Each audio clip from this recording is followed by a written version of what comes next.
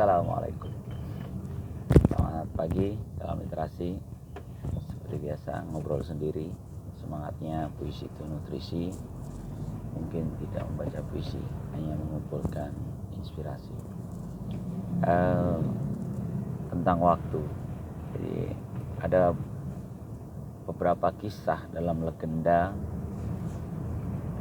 yang menceritakan tentang cinta, kasih tak sampai yang terkait dengan waktu. Seperti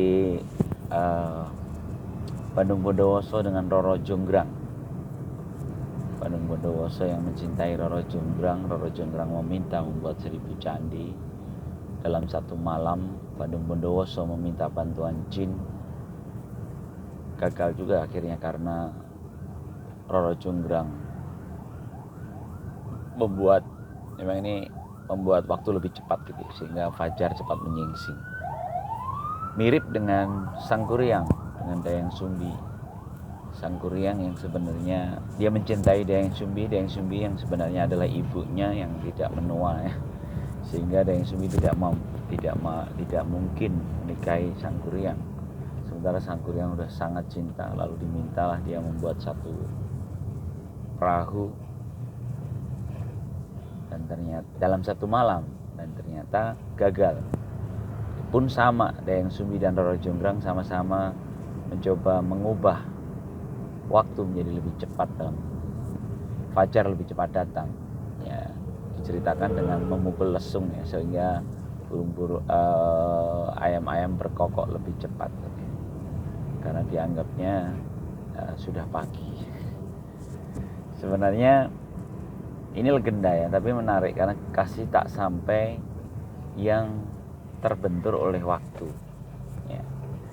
Kalau dalam kisah-kisah modern ya, seperti kisah cinta vampir ya di Twilight gitu.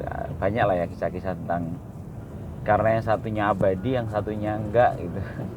Lalu akhirnya mereka gagal, punya konflik-konflik dalam kisah. Ini menarik.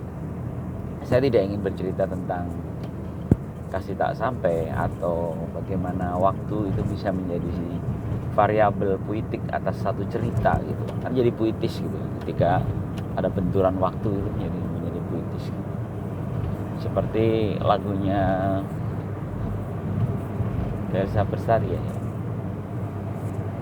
Cinta gimana? Di waktu yang salah itu kan.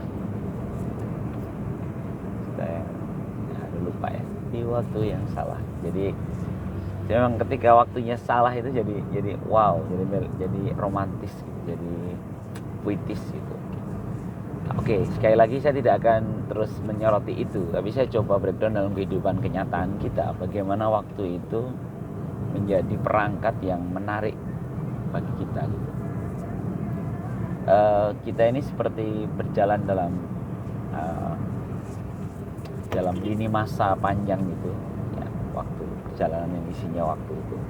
Saya pernah menuliskan satu puisi tentang betapa terburu-burunya kita saat pagi, di mana orang-orang itu sepertinya di kepalanya itu sudah ada di kantor, sudah ada di sekolah, sehingga dia bawa kendaraannya ngebut karena memang di kepalanya dia takut terlambat.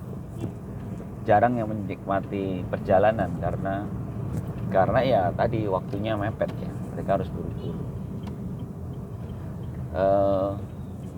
Sementara pagi ini saya lagi mencoba sedikit berbeda dari biasanya. Saya berangkat jauh lebih pagi dan ternyata memang beda banget ya, suasana di jalanan itu lebih ya, mungkin orang-orang yang di perjalanan ini semua mengambil waktu yang lebih pagi, lalu dia merasa punya cukup waktu. Ketika merasa punya cukup waktu di perjalanan, akhirnya dia bisa menikmati perjalanan ini.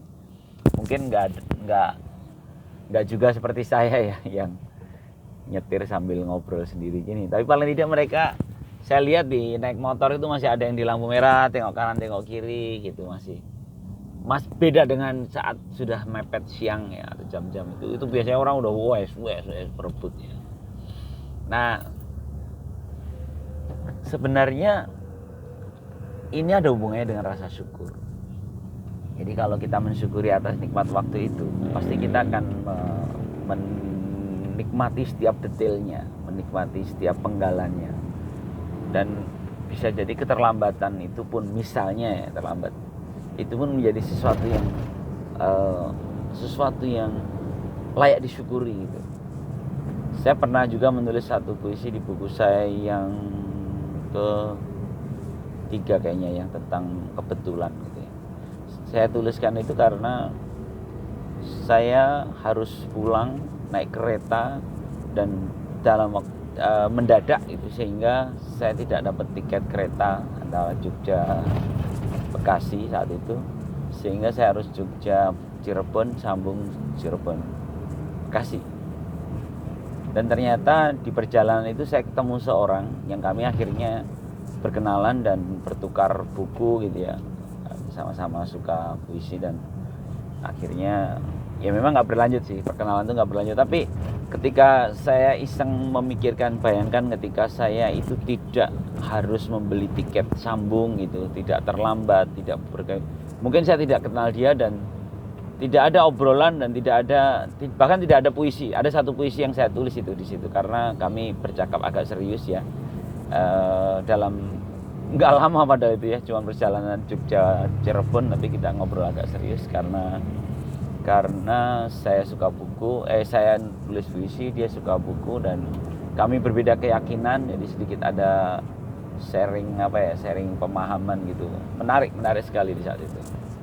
Jadi, dan itu terjadi karena kebetulan gitu. Seolah-olah karena kebetulan, tapi sebenarnya kan karena ada waktu yang kita pilih, karena ada keterlambatan membeli tiket, karena macam-macam. Dan ternyata itu menjadi sama-sama, amin. Akhirnya menjadi